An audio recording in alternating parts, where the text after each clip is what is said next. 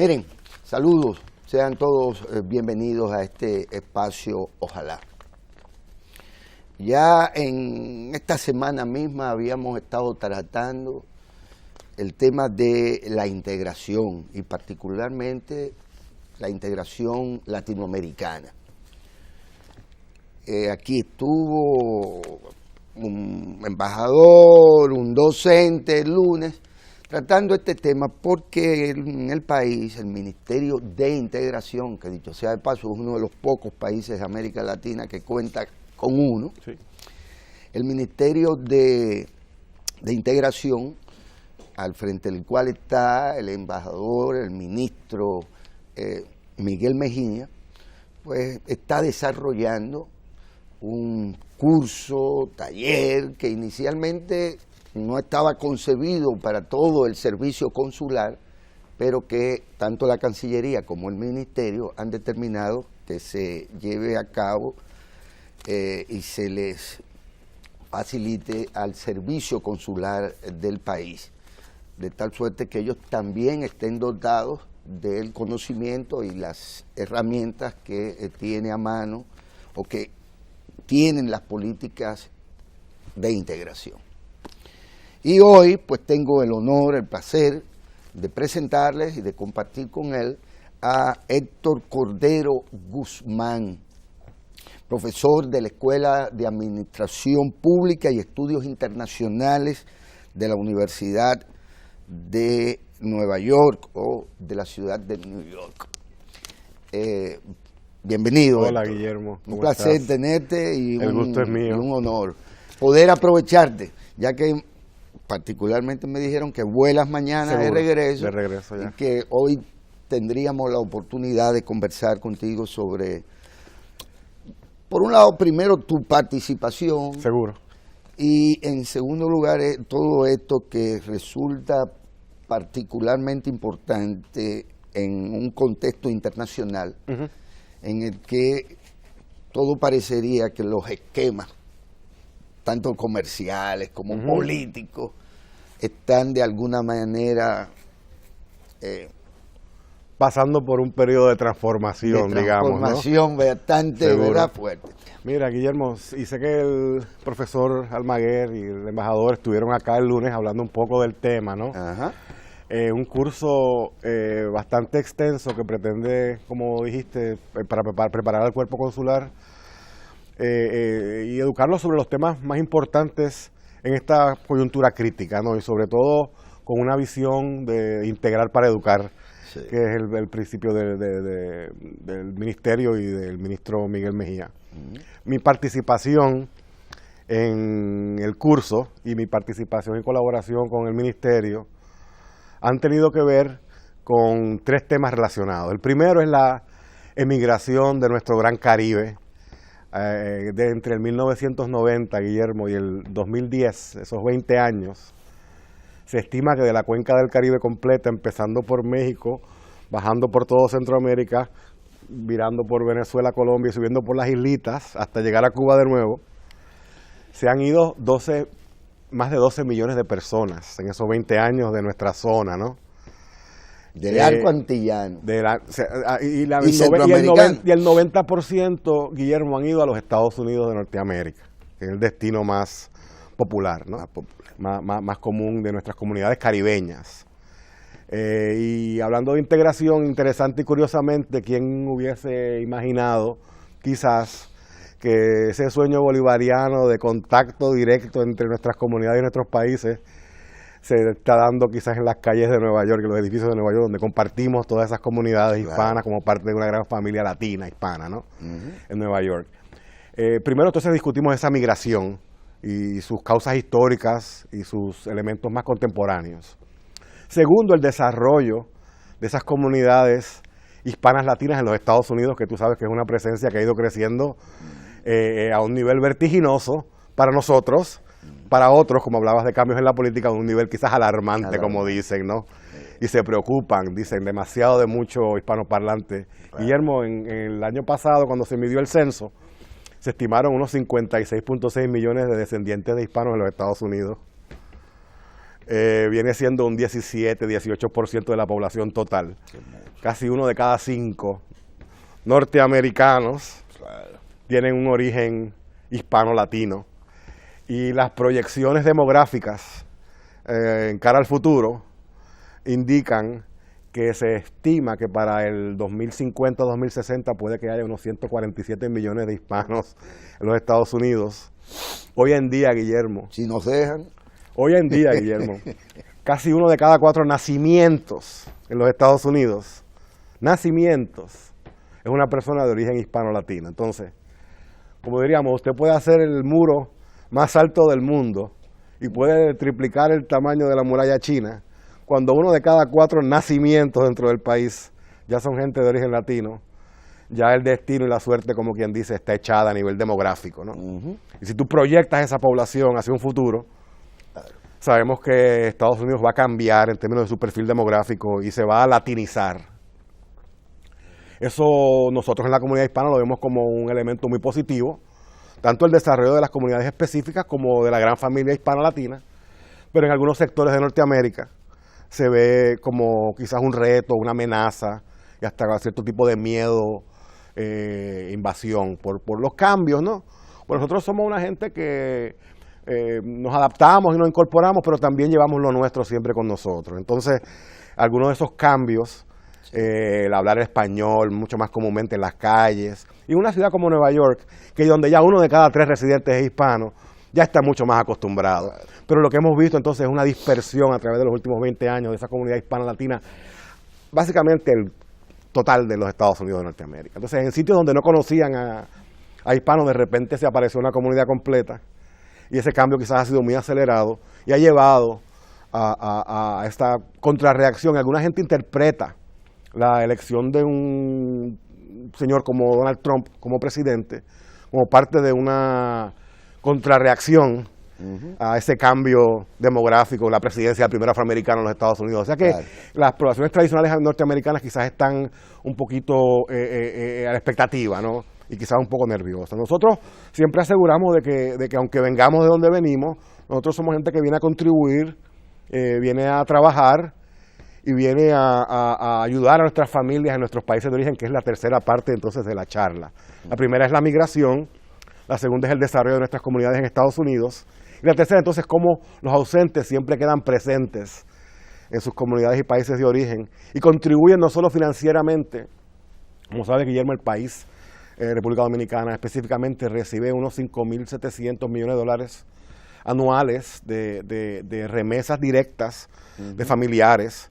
Pero no solo vemos remesas directas de familiares, vemos también la formación de grupos en los Estados Unidos, en diferentes partes, en Boston, en Nueva York, Connecticut, donde sea, que son oriundos de algún tipo de pueblo o región, y colectivamente hacen una canasta de donativos, y en vez de enviar una remesa de una familia a sus familiares, es una remesa que llamamos colectiva, de propósito de inversión social, que es un desarrollo que me parece que los cónsules, ¿no?, que representan al país en el exterior, tienen que estar muy conscientes de esos procesos, porque son entes facilitadores, entes catalíticos, y en algunos casos, si no están educados, pueden ser obstaculizadores. Entonces no queremos que esos flujos de información, de recursos, de materiales, de inversión de ideas, se interrumpan, ¿no? Entonces la migración es como un gran círculo. Empezamos en nuestros países de origen, vamos y nos cambiamos cuando llegamos a Estados Unidos, pero también estamos cambiando a los Estados Unidos. Pero no nos olvidamos, ni nos distanciamos. Y sabes que avances en la transportación, en las telecomunicaciones, en el Internet, han hecho nuestro gran mundo quizás un poquito más chiquito y donde hay mucho más contacto. Y sabes que programas que se producen aquí por la mañana ya se están viendo en Nueva York, al mismo momento por el Internet, o si acaso diferido en unas horas, ¿no? Entonces, el propósito entonces del ministerio, me parece, es entender, estudiar, ayudar y fomentar ese tipo de integración a la cual nos referimos, ¿no? Héctor, suponen los especialistas que la integración en tanto proceso histórico y en tanto lazos que se van generando a través del tiempo, que son económicos, culturales, sociales, políticos, de todo tipo. La integración supone un proceso migratorio. La integración responde a lo que es una realidad de nuestra región ya, que es una región que está extremadamente interconectada a nivel de población, ¿no? Y a nivel de movimientos de población. Tenemos movimientos de mercancía, de productos, tenemos unos patrones de movimiento de consumo, ¿no? Tenemos patrones de movimiento de capital, y todo eso siempre se fomenta por nuestros países y nuestras naciones.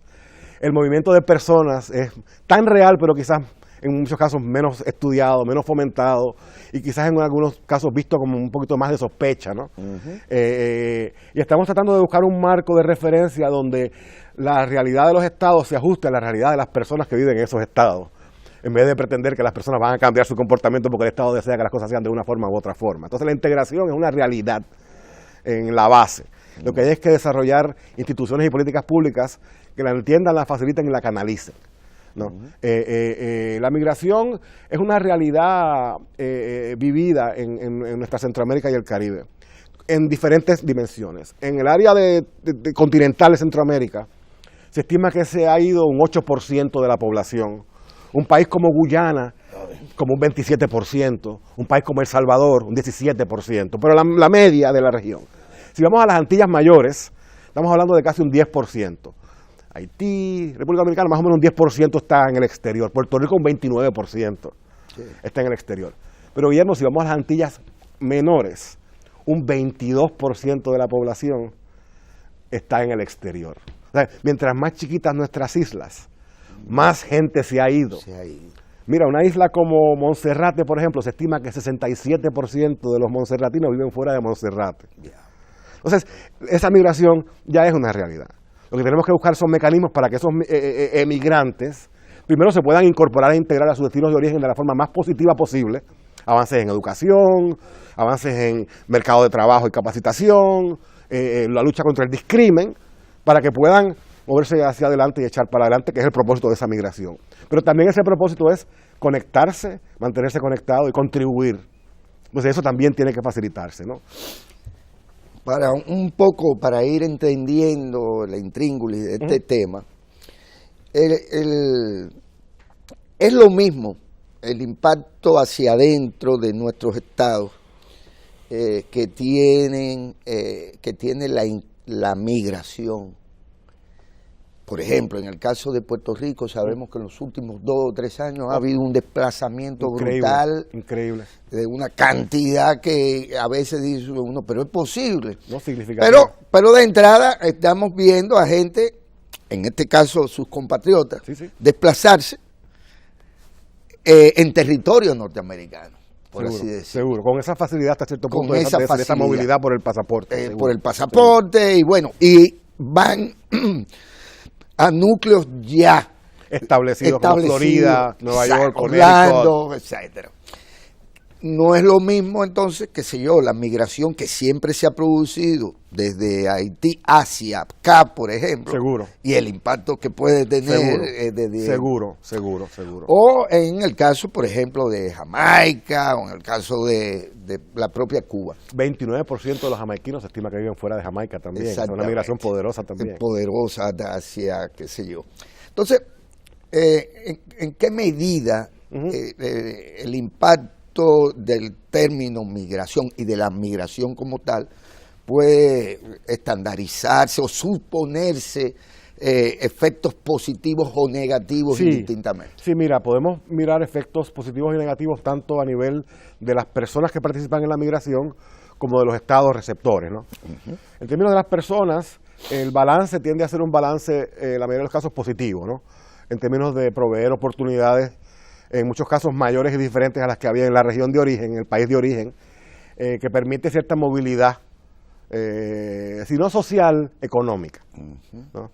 Porque en algunos casos vemos no necesariamente un movimiento social, pero sí un nivel de vida quizás un poco más por la capacidad de ingreso, ¿no?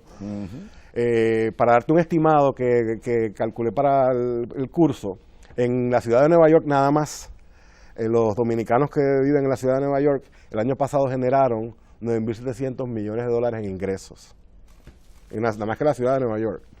Entonces, solo Nueva York. Solo Nueva York, ¿no? Wow. Entonces es un impacto, o sea, obviamente se lo gastan en renta, en comida, en transportación, en las cosas básicas, pero siempre un excedente, claro, que es lo que es un excedente, digo, una porción que se envía. Entonces hay una capacidad de generar una actividad económica importante. O sea que para las personas el balance tiende a ser positivo. Para los estados y comunidades receptoras es más complicada la ecuación porque depende de quién está migrando, sus características.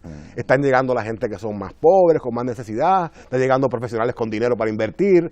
Tú me puedes imaginar que esos todos son escenarios muy diferentes, ¿no? Para el impacto que puede tener en un estado. Una de las cosas que sí, o sea que depende de quién esté migrando, cómo podemos medir ese impacto.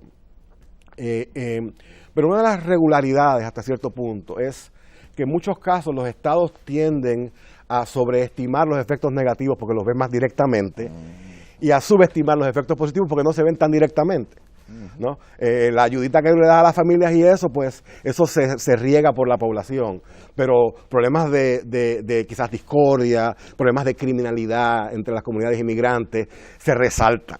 En muchos casos se crean ciertos estereotipos, ¿no? Claro. De las ofensas de unos pocos se usan para catalogar y eso nos pasa a nosotros también cuando emigramos a los Estados Unidos. Y cuando alguien hace algo mal, tenemos que recriminarlo porque todos quedamos mal hasta cierto punto, ¿no? Y eso es una realidad. Una realidad.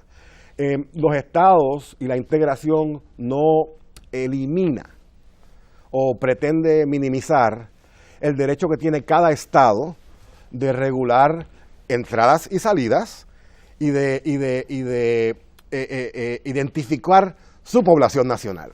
O sea, aquí no va a haber nadie o pretende nadie por encima de un estado pretender decidirle a nadie quién es y quién no es ciudadano, por ejemplo, ¿no? Aunque sí hay un proceso de estandarizar todo ese patrón de movimiento para que sea menos complicado cuando no tiene que serlo, ¿no? Que el movimiento sea mucho más fácil. Por ejemplo, en todo Centroamérica buscar un visado ya que sea que la gente se pueda mover entre país y país sin ningún tipo de problema, ¿no? Dependiendo de las características. ¿Qué segmentos económicos tú le vas a dar esa oportunidad de que tenga libre movimiento? Y tienes que quizás controlar ciertos otros segmentos. ¿Cómo se hace? Y si se hace, ¿cómo un país aprende y colabora de otro para hacerlo quizás de forma conjunta y coordinada? Porque sabemos que si un país lo hace aislado, no necesariamente va a poder controlar la película completa, porque otros efectos no se van a poder controlar. Entonces, ese tipo de coordinación que aparentaría a primera impresión disminuir un poco la capacidad de los estados de poder regular sus movimientos poblacionales, puede tener el efecto contrario, de al crear un marco común a nivel regional, permite un análisis mucho más específico y cuando hay que hacer algún tipo de política pública, permite una implementación mucho más efectiva que cuando se trata como un tema aislado de un país o una cuestión simplemente bilateral. Mira, en el caso de la integración regional, la Hispaniola, nuestra bella Hispaniola, ¿no? Esa gran isla de nuestro gran Caribe, tiene dentro de sí dos extremos socioeconómicos de la región. Muy pocas fronteras entre nuestros países tienen tanta diferencia en su ingreso, por ejemplo, económico, en su estatus económico, en su nivel de desarrollo. Entonces, sí, Hispaniola, dentro de nuestro gran Caribe, tiene por su naturaleza geográfica histórica unos retos específicos, ¿no? Que surgen de esa particularidad, de esa combinación histórica económica, donde hay unos polos, ¿no? Y como sabemos, trágicamente, la bella y gran nación de Haití, históricamente, a nivel de la misma madre naturaleza, ha tenido catástrofes humanas, hechas por los humanos, y catástrofes naturales, ¿no? Claro. Y hay una erosión del medio ambiente que está hasta cierto punto creando unas condiciones extremadamente difíciles que fuerzan esa migración. Entonces, la respuesta es todos ayudar al desarrollo económico de Haití para que la población sienta que puede tener éxito y una mejor vida en su territorio.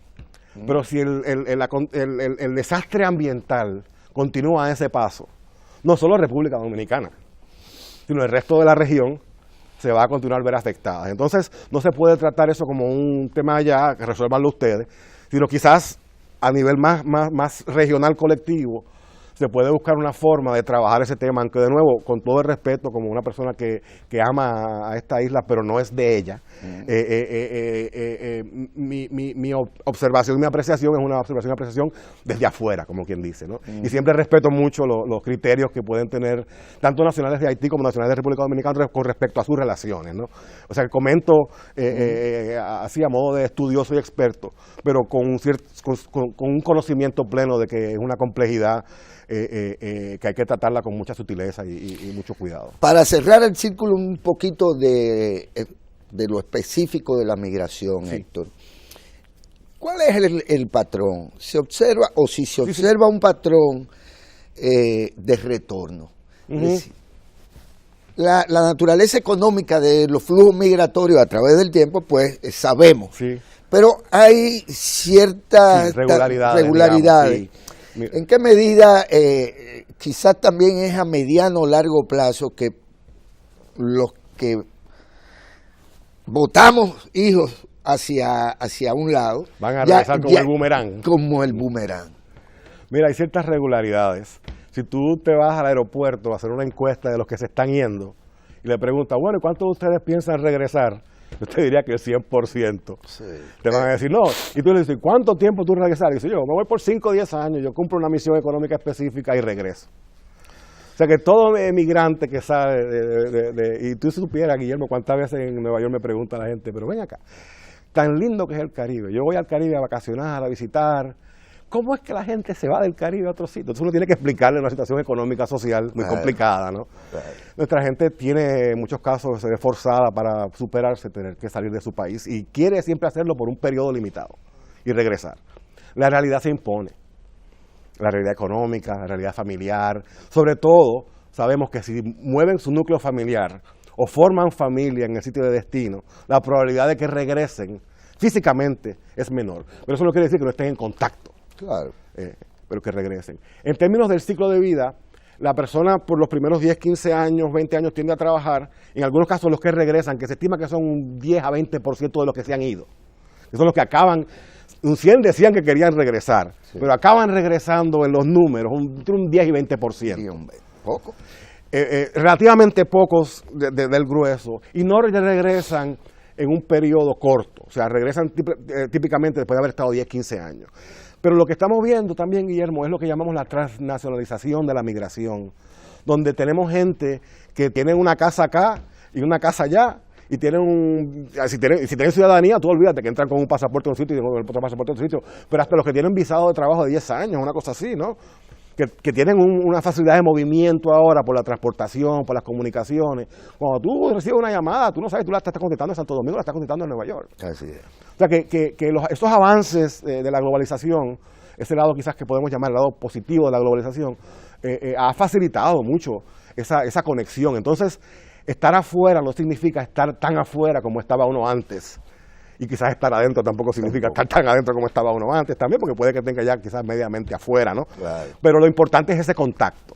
Y de nuevo, los estados pueden ver eso como una fuerza negativa que tienen que controlar, o lo pueden ver como una fuerza positiva que deben de habilitar y canalizar. Entonces, creo que la visión de Integrar para Educar es una que ve el Estado como un ente catalizador, un ente de acción, y un canal y vehículo de acción y de integración, no como un ente que tiene que luchar porque ve ese tipo de integración como un reto a sus prioridades y prerrogativas nacionales, ¿no? Integración significa compartir ideas, compartir metas, compartir recursos, compartir procesos, pero cada cual contribuye lo que es y lo que tiene. A nadie se le está pidiendo que deje de ser lo que es. Todo lo contrario. Nutriéndonos de esa misma riqueza y diversidad, es que me parece que la región verdaderamente que ha tratado como sabe Guillermo, nuestra región tiene el modelo socialista de Cuba, tiene lo que se pueda llamar el modelo de Puerto Rico, que a alguna gente le dice colonia, a otra gente le dice territorio. Son quizás dos polos, ¿no? Y tenemos dentro de esa diversidad todo un montón de estructuras sociopolíticas que esta región, como pocas del mundo, ha tenido la oportunidad de experimentar con diferentes modelos y podemos verdaderamente, cuando estamos pensando en el futuro, construirlo en base a lo que ya sabemos de los modelos que han funcionado y los que no han funcionado. Y me parece que la integración, como se perfila en este proceso, es un mecanismo de habilitación de los estados para poder lograr sus metas comunes. No es un mecanismo de eliminación de estados o de eliminación de prioridades nacionales, ¿no? Me parece que todo lo contrario, de nuevo. Un soponcito donde cada ingrediente tú lo puedes probar con su propio sabor y contribuye al sabor del soponcito, no es un puré. Claro. Mira, Héctor, pocas cosas han llamado tanto la atención del mundo como el aparente proceso de desintegración de la Unión Europea. ¿Por qué? Porque se suponía que ellos habían avanzado tanto. Exacto. Porque han tenido tantas guerras comunes, han tenido que reconstruirse sobre las cenizas de ellos mismos. Y porque de alguna manera eran una importante referencia de esa aspiración. Sí, sí. Y bueno, pues ahí vemos lo que viene sucediendo con el Brexit, los problemas que... Y el Grexit, antes que le llamaban, cuando Grecia, que lo querían expulsar básicamente porque no cumplía con unos requisitos económicos que ellos tenían. Y que le exigieron en su momento a Turquía y que y hasta el mismo España tuvo un momento en que a nivel económico como que la cuerda. Ahora, en función de que esos procesos pueden ser reversibles, ¿en qué medida entonces hay que socializar en la élite política, en la misma ciudadanía en general, eso que ustedes llaman políticas de migración y de integración? Porque parecería que no hay tanta certidumbre. Sí, no es cierto, O sea, el modelo de mancomunidad e integración a nivel global tiene diferentes manifestaciones y está, podríamos decir, en crisis, por dos polos principales. Primero, lo que discutíamos del Brexit, ¿no? Y Gran Bretaña, acuérdate, que la libra nunca la soltaron tampoco. Nunca. O sea, que Gran Bretaña siempre ha tenido como isla al fin. Independencia. Siempre ha tenido juntos, pero no revueltos para nada. Ellos mantienen siempre su distancia. Por eso te digo, ¿no? que sí, aunque siempre han tenido su modo de acercamiento a la Unión Europea, se metieron y ahora están teniendo como que segundos deseos y terceros deseos ahora, porque parece que no se quieren salir tan rápido como se querían salir. Entonces, es una indecisión, me parece a mí, que tienen los británicos que tienen que decidirse exactamente si van a ser parte de Europa o si son una cosa aparte. Claro. Y cuando hay elementos positivos, el visado para profesionales y todo eso, ellos, fantástico. Pero las consecuencias quizás que ellos ven un poco más negativas, la migración de personas del resto de Europa, por ejemplo, a Gran Bretaña, causa una cierta tensión. Y el segundo polo es Estados Unidos, que hasta cierto punto se veía una nación globalizada y globalizante, y esta última elección se corrió prácticamente en contra de la globalización. Los enemigos principales de Trump eran México por los inmigrantes y los latinos, y China por el comercio.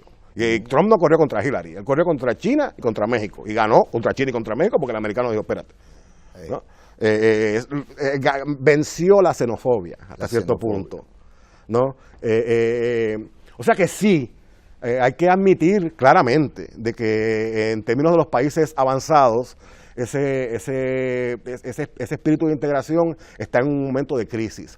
Pero eso no quiere decir que no sea importante e imperante para regiones como la nuestra, que tiene tantos territorios con tanta población tan esparcida por diferentes, que busque formas y que aprenda de la Unión Europea, que aprenda del ejemplo de los Estados Unidos y que haga lo que ha funcionado y que evite el tipo de fricción o error que se ha generado en algunas partes de Europa. Acuérdate también que Europa tiene unas particularidades, la migración del sur al norte. En nuestra región no hay tanto de esa no tenemos una zona necesariamente que está como que metiéndose o sea, hay sus migraciones obviamente, pero no hay ese corte norte-sur que había siempre en Europa, donde la gente del norte se pensaba que estaba subsidiando a los países del sur. O sea que siempre esa unión estuvo formada bajo una base un poco precaria en ese sentido, aunque trataron de solidificar con unos programas de estímulo económico para el sur, para que se pusiera a la par con las economías de Alemania, de Francia, los demás del norte de Europa. En el caso de nuestra región, de nuevo, si aprendemos de todos esos esfuerzos, podemos superar algunos de esos retos y hacerlo también de una forma nuestra, porque no tenemos necesariamente que seguir con modelos importados. O sea, hay una tradición, una historia que estoy seguro que el profesor Rodríguez Almaguer entró en todo lujo de detalle, del pensamiento, no solo a nivel hemisférico, ese era un pensamiento que era de avanzada a nivel global, en términos de cómo se conceptualizan los estados y cómo se conceptualiza su gente y sus relaciones, ¿no? Claro. Todo ese sueño bolivariano que se conoce, ¿no? Que se llama hasta el mismo Eugenio María de Hostos, ¿no? Hijo de Puerto Rico y de la República Dominicana, que compartía también ese sueño de integración, porque miren, en aquel momento, Guillermo, nosotros éramos como barrio, o sea, tú estabas en una sección de oeste de Puerto Rico y tú decís Santo de República Dominicana, no era tú necesariamente ni pensar en otro país como pensamos ahora, era otra región de lo que se consideraba políticamente como una región, ¿no? ya más integrada. O sea que me parece a mí que podemos aprender de esas experiencias, podemos superar y mejorar esas experiencias y hacer la integración de nuestra forma, basado en una historia que ya traza cierto camino a seguir hasta cierto punto, ¿no? O sea que sí, el modelo de integración está pasando por ciertos retos, pero de nuevo el mundo no se está haciendo más grande cada año, todo lo contrario, se está haciendo más chiquito. Entonces, los lazos se están haciendo más estrechos, como una realidad. Entonces, de nuevo, podemos luchar contra eso, contra la marea, o podemos buscar formas de acomodarnos para manejar los procesos de forma que le convenga a los estados. Porque lo peor que puede pasar es que suceda y el estado entonces tenga que estar poniéndose al día. No, si sabes que una cosa viene, tú te preparas para que suceda de la forma tal de que sea la más conveniente para tus pueblos, ¿no? Claro. Esa me parece a mí que es la visión que tiene el ministro y comparten ministros de toda la región, ¿no? Cuando se reunieron acá, por ejemplo, en la CELAC, que hubo también unas discusiones continuadas sobre cómo buscamos mejores formas de colaboración y de hasta integración, porque integración significa una coordinación muchísimo más estrecha de esas actividades, ¿no? No necesariamente, de nuevo, una fusión, sino una coordinación bien sistemática y bien específica y bien estrecha.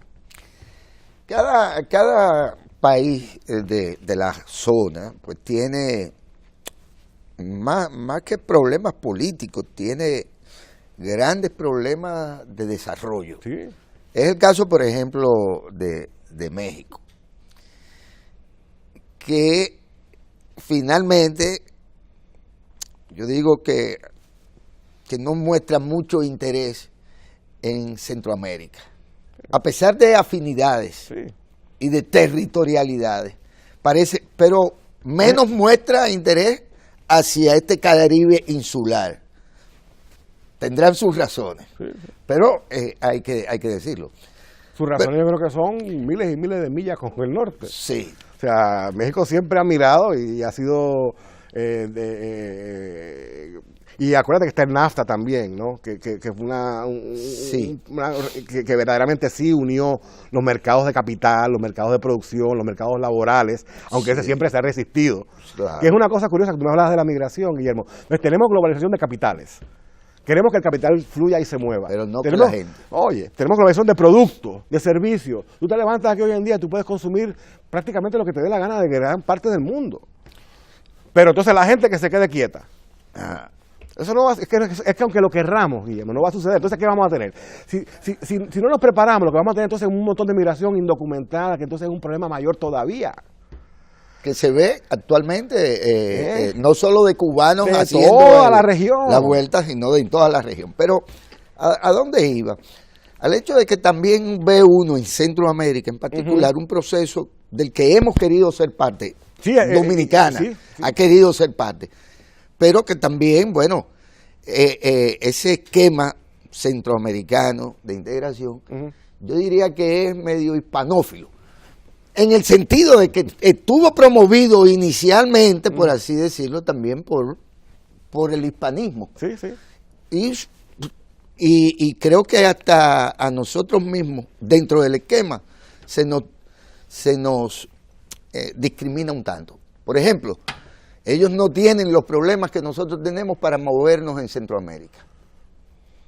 Ellos no necesitan visas, sí. Nosotros necesitamos visas, aún siendo parte de ese esquema de integración. Sí. ¿Por qué? Porque entonces viene la subregión antillana, que entonces tiene a Cuba y el socialismo, y tiene, con perdón, al territorio. Sí, al territorio. Al territorio. La colonia, no hay problema llamar la cosa. Que es otra cosa. Ustedes, bueno, pues son americanos, por derecho propio. Vamos a decirlo así. Tienen la doble ciudadanía. Nada que ver con Haití ni con nosotros. Ustedes serán una vez mojaditos cogiendo para acá y nosotros seremos otra vez mojados yendo para allá. Pero lo que acusa el proceso son grandes desigualdades que tienen que ver quizás con el origen de todo, sí. De la región como tal, como entidad, si se quiere. Y en parte eso se ha desarrollado porque no hemos tenido un marco y un mecanismo para colaborar y para desarrollar estructuras que verdaderamente obedezcan a nuestros intereses comunes. Y sí te admito que hay una cierta jerarquía, no solo de poder, sino de percepciones de prestigio, ¿no? Y eso hay que trabajarlo. Y mi impresión, Guillermo, y me gustaría mucho escuchar tu opinión sobre esto específicamente, es que mientras más contacto tenemos, menos sucede eso. Porque la gente se da cuenta más y más de lo que tenemos en común. Y esos estereotipos y prejuicios que podrían quizás definir esas primeras interacciones, se van echando hacia un lado cuando hay más conocimiento de verdaderamente quiénes somos. Entonces, mientras más historia de México yo conozco, mientras más historia de El Salvador yo conozco, mientras más historia de Guatemala yo conozco, mientras más historia de Honduras yo conozco, más yo quiero al pueblo salvadoreño, al pueblo hondureño y al pueblo mexicano. Conocer su historia no me hace a mí quererlos menos, todo lo contrario. Me hace a mí darme cuenta de, oye, pero cosas que yo pensaba que eran diferentes, verdaderamente son cosas que tenemos en común. Intereses, ambiciones, procesos, y por qué no hasta sueños, ¿no? Porque es una región que se nos ha como que quitado la capacidad de soñar. Y entonces parte de lo que me parece a mí que hace este proceso de integración es devolvernos ese derecho que tenemos de pensar en nuestro futuro, imaginarlo y buscar formas de llegar hacia él nosotros mismos, Guillermo. Porque el futuro del Caribe siempre ha sido como que definido por otros. Sí. Y siempre ha sido estudiado en base a lo que otros quieren con el Caribe. El sueño americano. No el sueño dominicano o el sueño venezolano, fue el sueño americano. Y si me permites 30 segundos, hablamos de una crisis económica en Puerto Rico, pero ven acá, entonces tú te vas a la historia. Cuando a los americanos les hacía falta azúcar, Puerto Rico se convirtió en una plantación de azúcar. Y nosotros también. Por eso, cuando a los americanos les hacía falta que estuvieran haciendo calzoncillo y camiseta, pues le metieron una fábrica de calzoncillo y camiseta. ¿Tú crees que le importaba? Ellos preguntaron y se fueron por ahí a decir, bueno, ven acá ustedes, ¿cuál es la mejor forma de desarrollar su economía? ¿Cuál es la mejor forma de ayudarlos a ustedes a tener un mejor país? Y cuando le hacía falta píldora, pues vamos a montar fábrica de píldoras. O sea, que la economía de Puerto Rico está en crisis porque no es una economía de los puertorriqueños. Correcto.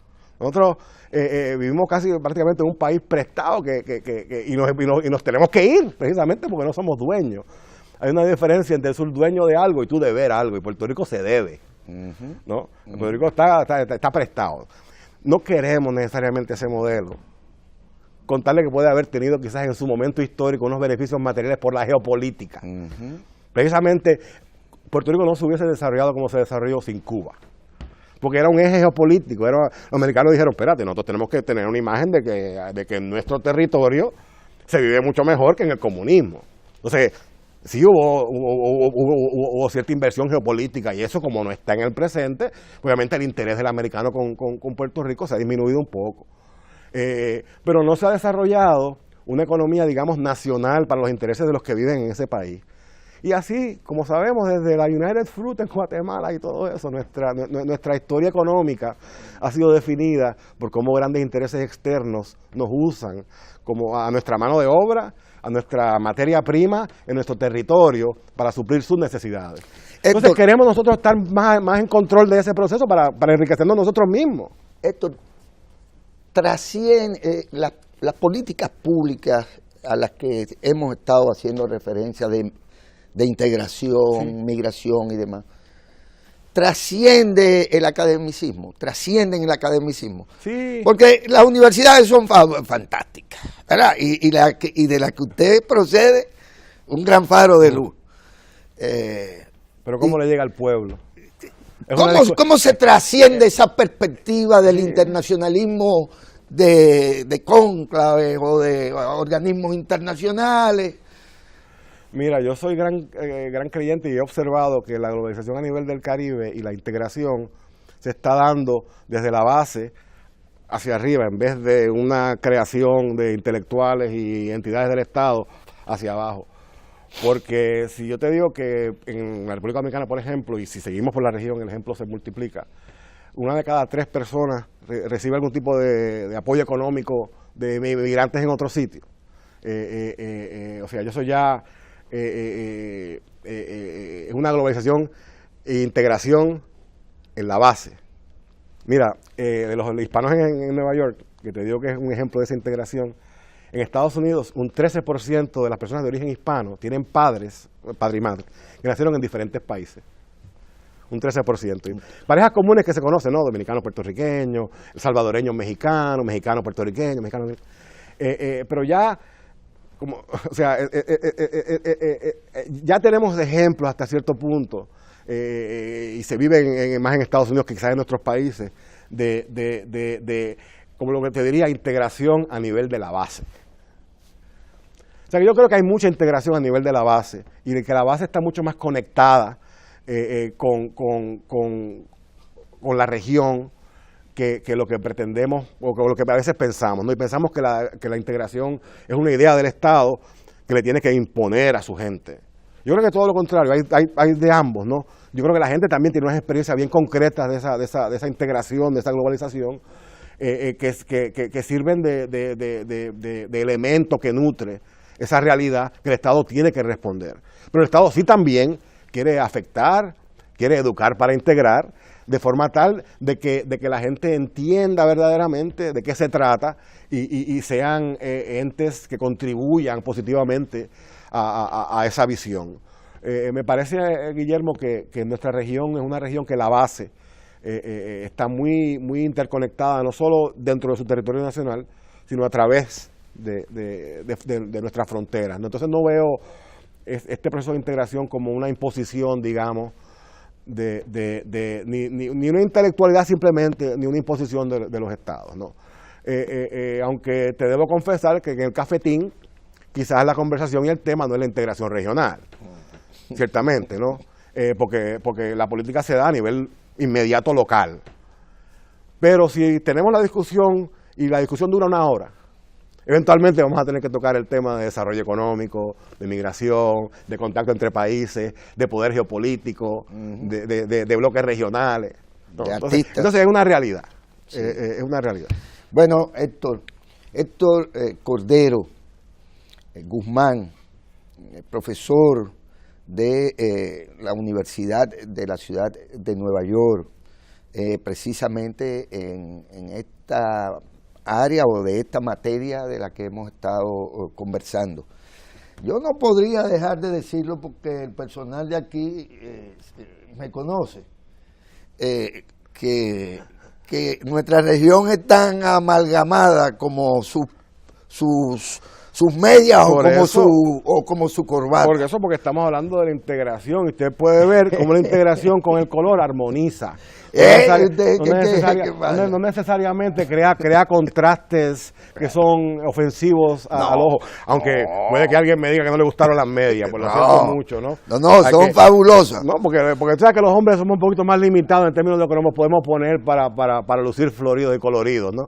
Para alegrarnos la vida también. Seguro que sí. Un gran placer. Oye, Guillermo, qué gusto estar con ustedes esta mañana. Gracias por todo. Muy amable siempre. Igual.